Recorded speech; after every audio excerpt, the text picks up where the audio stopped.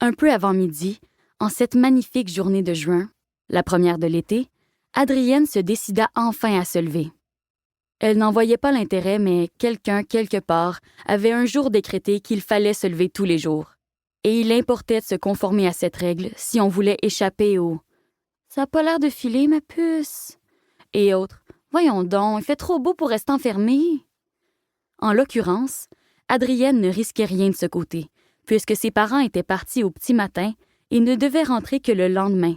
Mais il y avait le chat à nourrir, puis Adolphe qui attendait pour sa promenade, et les corvées dont elle avait promis de se charger. Alors elle se leva. Il s'agissait après tout de la première fois que ses parents découchaient et la laissaient s'occuper seule de la maison. Elle devait se montrer à la hauteur si elle voulait que la chose se reproduise. Ce qu'Adrienne appelait « se lever » comportait de nombreuses étapes. La première consistant à attraper son cellulaire sur sa table de chevet et à se caler contre son oreiller. En entendant le sommier grincer, Adolphe, qui dormait au pied du lit, se dressa sur ses pattes et se mit à battre de la queue, regardant alternativement sa maîtresse et la porte de la chambre.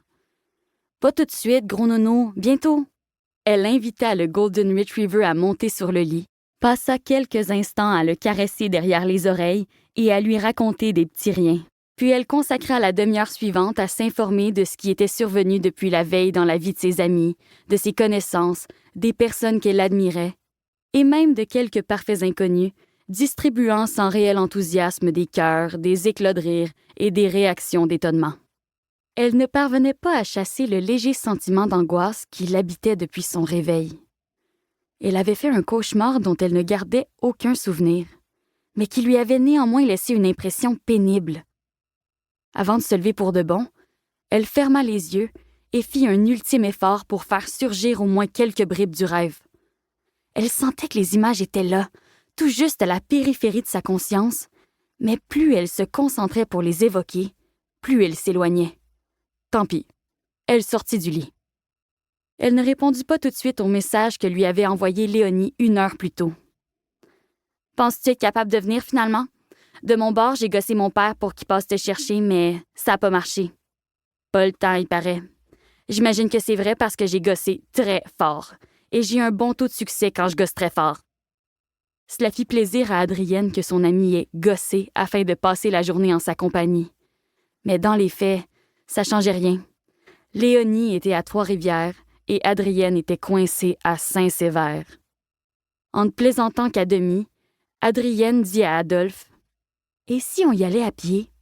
Tu penses que ça se fait? » Dans la barre de recherche sur l'écran d'accueil de son cellulaire, elle tapa « vitesse moyenne, marche à pied ». Google lui apprit que la vitesse de marche d'un individu dépend de divers facteurs, comme la taille, le sexe et l'âge, mais que, grosso modo, l'humain moyen se déplace à pied à une vitesse d'environ 5 km à l'heure. Le calcul était aisé.